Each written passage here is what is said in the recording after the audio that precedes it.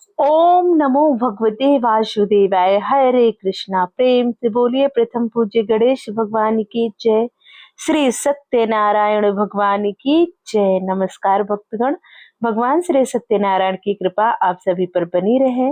पूर्णिमा के शुभ अवसर पर हम श्रवण करते हैं भगवान श्री सत्यनारायण की पावन कथा का। एक बार प्रेम से बोलिए भगवान श्री सत्यनारायण की जय। पूर्णिमा के दिन अगर सत्यनारायण भगवान की कथा का श्रवण किया जाए तो बहुत ही शुभ और फलदायी होता है। सत्यनारायण कथा करने से हजारों वर्षों के यज्ञ के बराबर का फल मिलता है। सत्यनारायण कथा को सुनने से सौभाग्य की प्राप्ति होती है। पौराणिक कथा के अनुसार सत्यनारायण कथा को सुनने वाले को उपवास अवश्य करना चाहिए। उपवास रखकर श्री सत्यनारायण भगवान की कथा करना अत्यंत फलदायी और शुभ होता है। और इस कथा को करने मात्र से और इस कथा का श्रवण करने से भगवान श्री हरि विष्णु अपने भक्तों की सभी मनोकामनाएं पूर्ण करते हैं। प्रेम से बोलिए श्री सत्यनारायण भगवान की जय। आइए भगवान श्री सत्यनारायण का स्मरण करते हुए सुनते हैं प्रथम अध्याय की कथा। प्रेम से बोलिए श्री सत्यनारायण भगवान की जय। एक समय की बात है, नैमिषारण्य तीर्थ में शौनक आदि 88,000 ऋषियों ने श्री सूत जी महाराज से पूछा, हे प्रभु, इस कलयुग में वेद विद्या रहित मनुष्यों को प्रभु भक्ति किस प्रकार मिल सकती है तथा उनका उद्धार कैसे होगा। हे मुनि श्रेष्ठ, कोई ऐसा तप बतलाइए जिससे थोड़े समय में ही पुण्य मिले और मनवांछित फल भी मिल जाए। इस प्रकार की कथा सुनने की हम इच्छा रखते हैं। हे वैष्णवों में पूज्य, आप सभी ने प्राणियों के हित की बात पूछी है, इसलिए मैं एक ऐसे श्रेष्ठ व्रत को आप लोगों को बताऊंगा जिसे नारद जी ने लक्ष्मी नारायण जी से पूछा था और लक्ष्मीपति ने मुनि श्रेष्ठ नारद जी से कहा था। आप इसे ध्यान से सुनिए और इसका श्रवण कीजिए। एक समय की बात है, योगी राज नारद जी दूसरों के हित की इच्छा के लिए अनेकों लोकों में घूमते हुए मृत्युलोक में आ पहुंचे। यहाँ उन्होंने अनेक योनियों में जन्मे प्रायः सभी मनुष्यों को अपने कर्मों द्वारा अनेक दुखों से पीड़ित देखा। उनका दुख देख नारद जी सोचने लगे कि कैसा यत्न किया जाए जिसके करने से निश्चित रूप से मानव के दुखों का अंत हो जाए। इसी विचार पर मनन करते हुए वह विष्णु लोक में गए। वहां वह देवों के इस नारायण की स्तुत करने लगे, जिनके हाथों में शंख चक्र गदा और पद्म थे, गले में वरमाला पहने हुए थे। भगवान की स्तुत करते हुए नारद जी बोले, हे भगवान, आप अत्यंत शक्ति से संपन्न हैं। मन तथा वाणी भी आपको नहीं पा सकती है। आपका आदि मध्य तथा अंत नहीं है। निर्गुण स्वरूप सृष्टि के कारण भक्तों के दुख को दूर करने वाले हैं। आपको मेरा नमस्कार है। नारद जी की स्तुति सुन विष्णु भगवान बोले, हे मुनि श्रेष्ठ, आपके मन में क्या बात है? आप किस काम के लिए पधारे हैं, उसे निसंकोच कहो।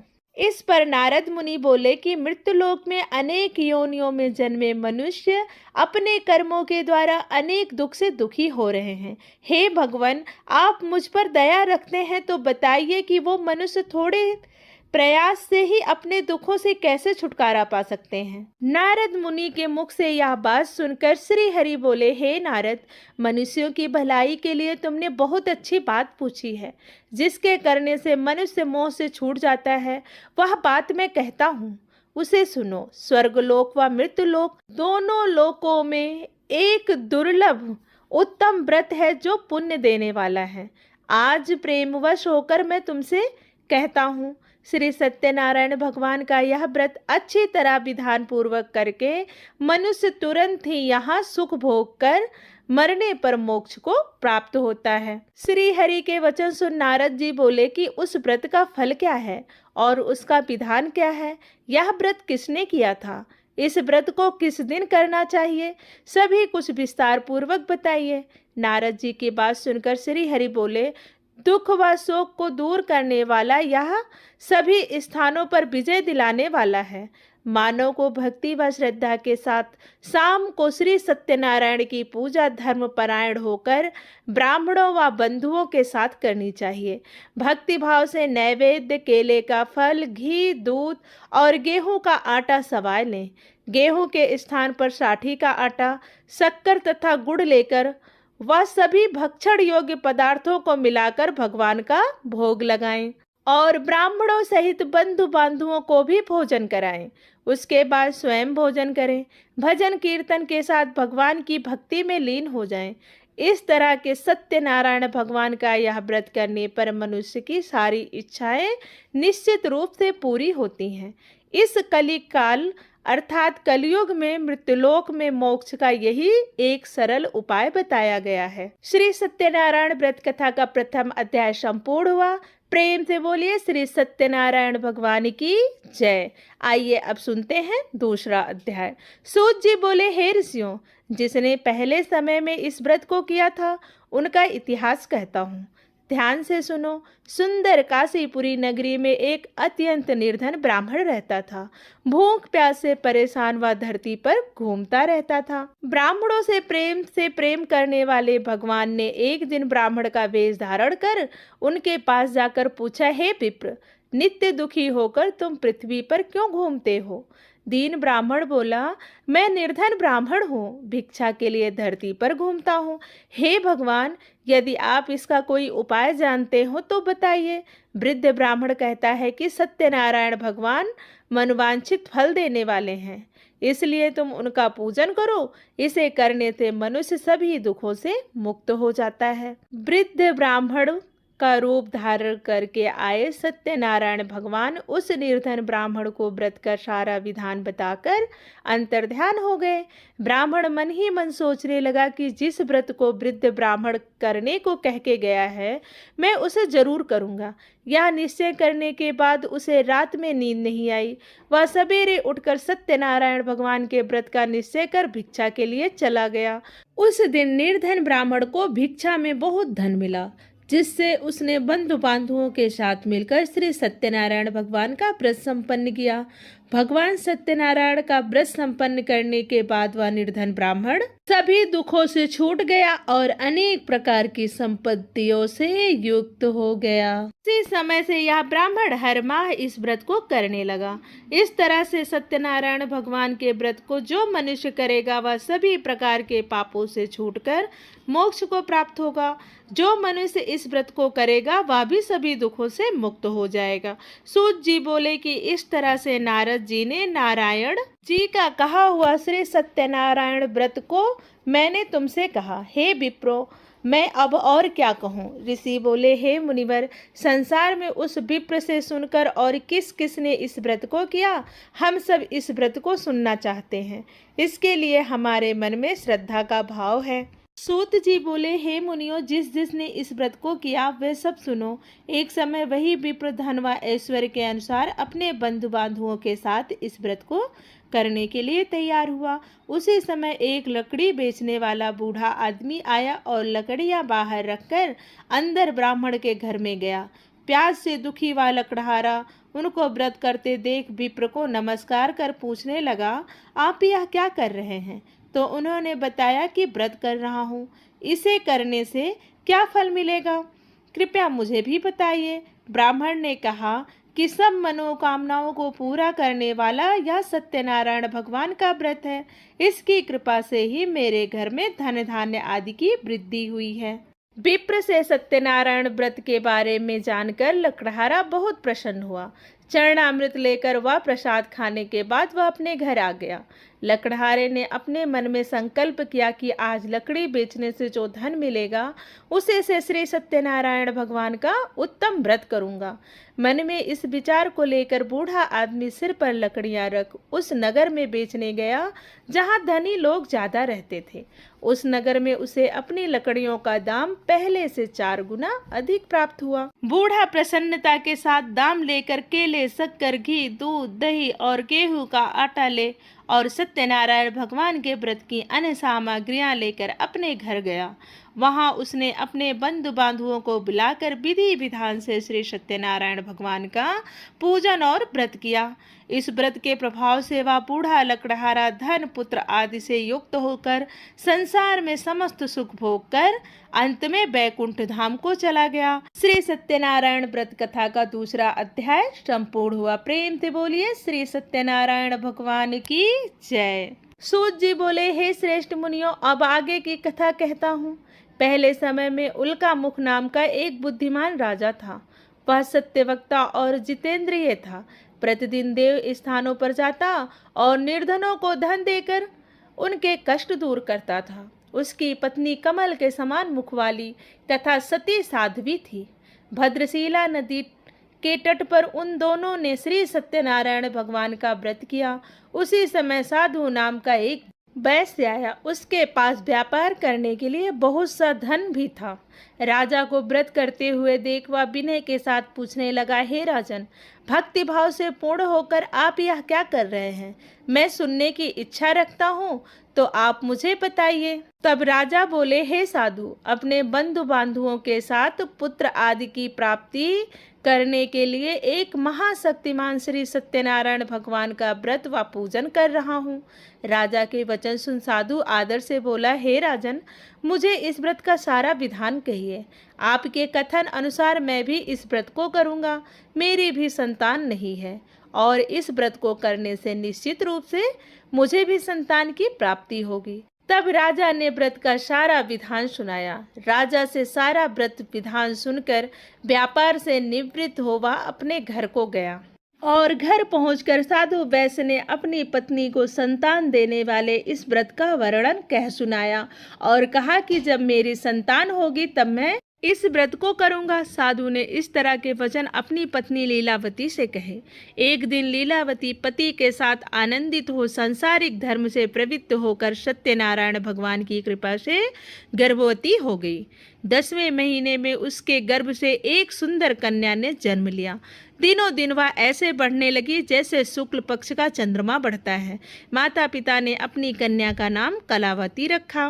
एक दिन लीलावती ने मीठे शब्दों में अपने पति को याद दिलाया कि आपने सत्यनारायण भगवान के जिस व्रत को करने का संकल्प लिया था उसे करने का समय आ गया है। आप इस व्रत को करिए। साधु बोला कि हे प्रिय, इस व्रत को मैं उसके विवाह पर करूंगा। इस प्रकार अपनी पत्नी को आश्वासन देकर वह नगर को चला गया। कलावती पिता के घर में रहकर वृद्धि को प्राप्त हो गई। साधु ने एक बार नगर में अपनी कन्या को सखियों के साथ देखा तो तुरंत ही दूत को बुलाया और कहा कि मेरी कन्या के योग्य वर देख कर आओ। साधु की बात सुनकर दूत कंचन नगर में पहुंचा और वहां देखभाल कर लड़की को सुयोग्य वणिक पुत्र को ले आया। सुयोग्य लड़के को देख साधु ने बंधु बांधुओं को बुलाकर अपनी पुत्री का विवाह कर दिया। लेकिन दुर्भाग्य की बात यह कि साधु ने अभी भी श्री सत्यनारायण भगवान का व्रत नहीं किया। साधु के बार बार श्री सत्यनारायण भगवान के व्रत न किए जाने पर श्री सत्यनारायण भगवान क्रोधित हो गए और श्राप दिया कि साधु को अत्यधिक दुख मिले। अपने कार्य में कुशल साधु बनिया जमाई को लेकर समुद्र के पार स्थित होकर रत्नापुर नगर में गया। वहां जाकर दामाद ससुर दोनों मिलकर चंद्रकेतु राजा के नगर में व्यापार करने लगे। एक दिन भगवान सत्यनारायण की माया से एक चोर राजा का धन चुराकर भाग रहा था। उसने राजा के सिपाहियों को अपना पीछा करते देख चुराया हुआ धन वहां रख दिया जहां साधु अपने जमाई के साथ ठहरा हुआ था।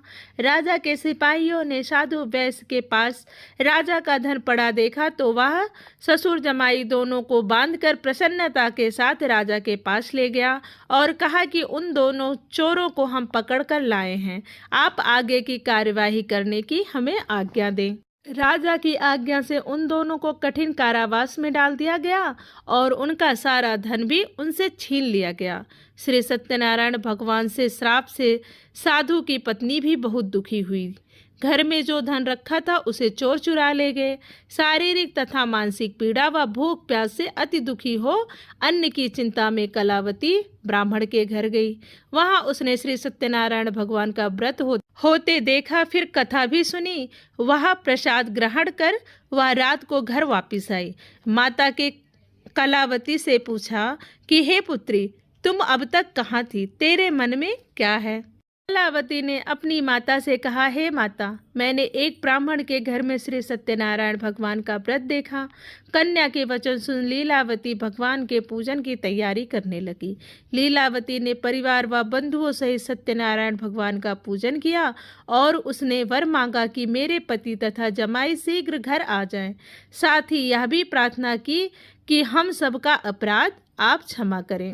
श्री सत्यनारायण भगवान इस व्रत से संतुष्ट हो गए और राजा चंद्रकेतु को सपने में दर्शन दे कहा, हे राजन, तुम उन दोनों वैश्यों को छोड़ दो और तुमने उनका जो धन लिया है उसे वापस कर दो। अगर ऐसा नहीं किया तो मैं तुम्हारा धन, राज्य व संतान सभी को नष्ट कर दूंगा। राजा को यह सब कहकर भगवान अंतर्ध्यान हो गए। प्रातःकाल सभा में राजा ने अपना सपना सुनाया। फिर बोले कि बड़ी पुत्रों को कैसे मुक्त कर सभा में लाओ। दोनों ने आते ही राजा को प्रणाम किया। राजा मीठी वाणी में बोला, हे महानुभावों, भाग्यवश ऐसा कठिन दुख तुम्हें प्राप्त हुआ है, लेकिन अब तुम्हें कोई भय नहीं है। ऐसा कहकर राजा ने उन दोनों को नए वस्त्र आभूषण भी पहनाए और जितना धन उनका लिया था उससे दोगुना धन वापस कर दिया। दोनों वैश्य अपने चल दिए। श्री सत्यनारायण व्रत कथा का 3रा अध्याय संपूर्ण हुआ। प्रेम से बोलिए श्री सत्यनारायण भगवान की जय। सूत जी बोले, वैश्य ने मंगलाचार कर अपनी यात्रा आरंभ की और अपने नगर की ओर चल दिए। उसके थोड़ी दूर जाने पर भगवान सत्यनारायण ने सोचा, क्यों ना अब इस वैश्य की परीक्षा ली जाए। भगवान सत्यनारायण ने दंडी वेश धारण किया और उनसे पूछा, हे साधु, तेरी नाव में क्या है? अभिक वाणी बड़ी हंसता हुआ बोला, हे दंडी, आप क्यों पूछते हो? क्या धन लेने की इच्छा है? मेरी नाव में बेल व पत्ते भरे हुए हैं। वैश्य के कठोर वचन सुन भगवान बोले, तुम्हारा वचन सत्य हो। दंडी ऐसे वचन कहकर वहां से दूर चले गए। कुछ दूर जाकर समुद्र के किनारे बैठ गए। दंडी के जाने के बाद साधु वैश्य ने नित्य क्रिया के पश्चात नाव को ऊंची उठते देखकर अचंभा माना और नाव में बेल पत्ते आदि देख वह मूर्छित हो जमीन पर गिर पड़ा। मूर्छा खुलने पर वह अत्यंत शोक में डूब गया। तब उसका दामाद बोला कि आप शोक न मनाएं, यह दंडी का शाप है, इसलिए हमें उनकी शरण में जाना चाहिए, तभी हमारी मनोकामना पूरी होगी। दामाद की बात सुनकर वह दंडी के पास पहुंचा और अत्यंत भक्तिभाव से नमस्कार करके बोला, मैंने आपसे जो जो असत्य वचन कहे थे उसके लिए मुझे क्षमा कर दें। ऐसा कहकर वह महान शोकातुर हो रोने लगा। तब दंडी भगवान बोले, हे बड़ी पुत्र, मेरी आज्ञा से बार बार तुम्हें दुख प्राप्त हुआ है। तू मेरी पूजा से विमुख हुआ है। साधु बोला, हे भगवान, आपकी माया से ब्रह्मा आदि देवता भी आपके रूप को नहीं जानते, तब मैं अज्ञानी कैसे जान सकता हूँ? आप प्रसन्न होइए। अब मैं सामर्थ्य के अनुसार आपकी पूजा करूँगा। मेरी रक्षा करो और पहले के समान नौका में धन भर दो। तो वैश्य के भक्ति पूर्वक वचन सुनकर भगवान प्रसन्न हो गए और उसकी इच्छा अनुसार वरदान देकर अंतर्ध्यान हो गए। ससुर जमाई जब नाव पर आए तो नाव धन से भरी हुई थी। फिर वहीं पर अपने साथियों के साथ सत्यनारायण भगवान का पूजन किया। अपने नगर को पूजन करके चल दिए। जब नगर के नज़दीक पहुँचे तो दूत को घर पर खबर करने के लिए भेज दिया। दूत साधु की पत्नी को प्रणाम करके कहता है कि मालिक अपने दामाद सहित नगर के निकट आ गए हैं। दूत की बात सुन साधु की पत्नी लीलावती से बड़े हर्ष के साथ सत्यनारायण भगवान का पूजन कर रही अपनी पुत्री कलावती से कहा कि मैं अपने पति के दर्शन को जाती हूँ, तू कार्य पूर्ण कर शीघ्र आ जा। माता के ऐसे वचन सुन कलावती जल्दी में प्रसाद छोड़कर अपने पति के पास चली गई। प्रसाद की अवज्ञा के कारण श्री सत्यनारायण भगवान रुष्ट हो गए और नाव सहित उसके पति को पानी में डुबो दिया। कलावती अपने पति को वहां ना पाकर रोती हुई जमीन पर गिर पड़ी। नौका को डूबा हुआ देख वह कन्या को रोता हुआ देख साधु दुखी होकर बोला, हे प्रभु, मुझसे तथा मेरे परिवार से जो भूल हुई है उसे क्षमा करें। साधु के दीन वचन सुनकर श्री सत्यनारायण भगवान प्रसन्न हो गए और आकाशवाणी हुई, हे साधु, तेरी कन्या मेरे प्रसाद को छोड़कर आई है, इसलिए उसका पति अदृश्य हो गया है। यदि वह घर जाकर प्रसाद खाकर लौटती है तो उसका पति अवश्य मिलेगा। ऐसी आकाशवाणी सुन कलावती घर तुरंत पहुंचकर प्रसाद खाती है और फिर आकर अपने पति के दर्शन करती है। उसके बाद साधु अपने बंधु बांधवों सहित श्री सत्यनारायण भगवान का विधि विधान से पूजन करता है। इस लोक में सुख भोग कर अंत में स्वर्गलोक को प्राप्त होता है। श्री सत्यनारायण व्रत कथा का चौथा अध्याय संपूर्ण हुआ। प्रेम से बोलिए श्री सत्यनारायण भगवान की जय। सूत जी बोले, हे ऋषियों, मैं और भी एक कथा सुनाता हूँ, उसे भी ध्यान पूर्वक सुनो। प्रजा पालन में लीन तुंगध्वज नाम का एक राजा था। उसने भी भगवान का प्रसाद त्याग कर बहुत ही दुख उठाया था। एक बार वन में जाकर वन्य पशुओं को मारकर वह बड़ के पेड़ के नीचे आया। वहां उसने ग्वालों को भक्ति भाव से अपने बंधु बांधवों सहित सत्यनारायण भगवान का पूजन करते देखा। अभिमानवश राजा ने उन्हें देखकर भी पूजा स्थान पर नहीं गया और ना ही उसने भगवान को नमस्कार किया। ग्वालों ने राजा को प्रसाद दिया, लेकिन उसने वह प्रसाद नहीं खाया और प्रसाद को वहीं छोड़कर अपने नगर को चला गया। जब वह नगर में पहुंचा तो वहां सब कुछ तहस नहस हुआ पाया, तो वह शीघ्र ही समझ गया कि यह सब भगवान ने किया है। वह दोबारा ग्वालों के पास पहुंचा और विधि पूर्वक पूजा के प्रसाद को खाया तो श्री सत्यनारायण भगवान की कृपा से सब कुछ पहले जैसा हो गया।